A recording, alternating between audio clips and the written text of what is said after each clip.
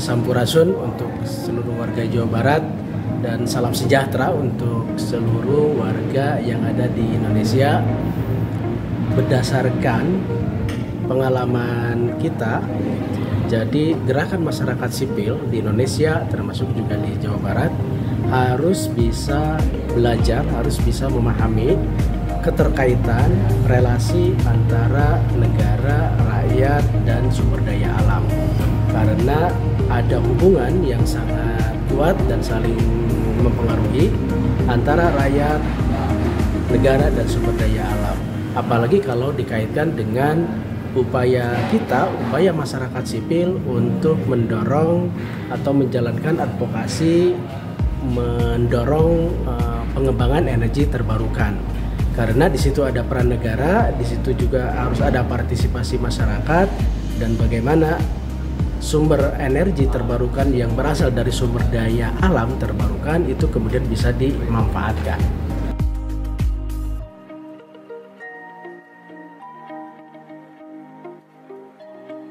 Hari ini sangat seru sekali pembelajaran filosofi anggaran negara dan bagaimana relasinya gitu ya antara rakyat dengan anggaran publik gitu ya. Jadi tadi memang teman-teman sangat seru dipancing oleh beberapa pertanyaan, misalnya apa sih pengertian anggaran? Lalu apa perbedaan anggaran dengan keuangan? Nah, dari situ kemudian dengan contoh-contoh kasus yang sederhana, peserta tuh bisa membedakan, oh iya ya, yang namanya anggaran itu rencana, yang namanya keuangan itu seluk-beluk uang gitu ya, dihubungkan dengan anggaran negara. Lebih jauh lagi ternyata saya coba gambarkan tentang potret APBN gitu ya. Ini loh contoh-contohnya. Ternyata pajak dari sumber daya alam itu sekian triliun ya. Di sini ada penerimaan perpajakan penjumlahan 1 sampai 2 di 1.343 triliun. Kemudian ada pajak dalam negeri di sini 1 triliun 304, terus 1.304 triliun. Ada pajak perdagangan internasional di sini. Nah, asik sekali. Terus sampai saya kemudian ada satu stimulus pertanyaan lagi, misalnya or money or life gitu ya. Apa sih artinya anggaran kita hidup kita gitu ya, bahwa anggaran berasal dari produktivitas rakyat gitu ya. Produktivitas rakyat ini bayar pajak penghasilan, bayar pajak PPN, sumber daya alam, cukai, dan lain-lain banyak ya. Kalau kita mau belajar tentu nggak akan saya bisa sampaikan di sini karena itu terlalu teknis ya, belajar struktur anggarannya. Tapi dari situ ada intisari bahwa negara punya uang dari produktivitas rakyatnya, dari hasil-hasil yang dipungut dari rakyat melalui pajak. Memikirkan anak muda di masa depan oleh anak muda di masa saat ini. Jadi kan anak-anak muda sekarang ini, kecuali yang mungkin beberapa sudah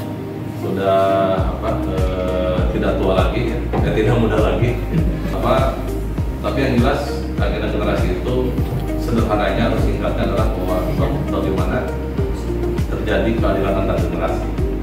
Jadi kan kita ya aktivis NGO itu samanya antara di Indonesia maupun di Barat ya. Waktu itu kebetulan saya ngobrol konteks Amerika.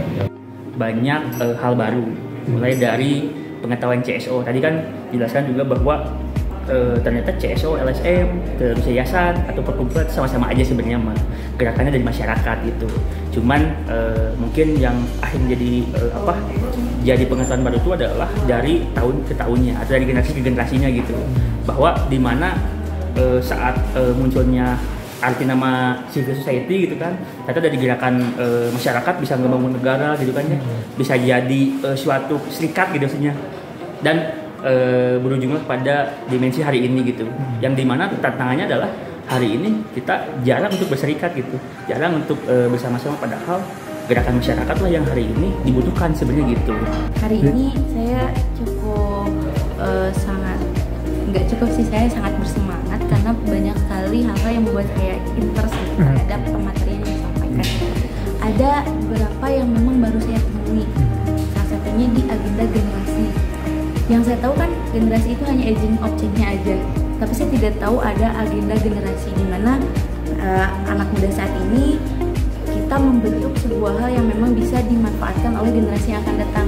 Kita kan cuma taunya ya kita agent of change, tapi kita nggak memikirkan tentang gimana masa depan anak-anak kita, cucu kita dan sebagainya.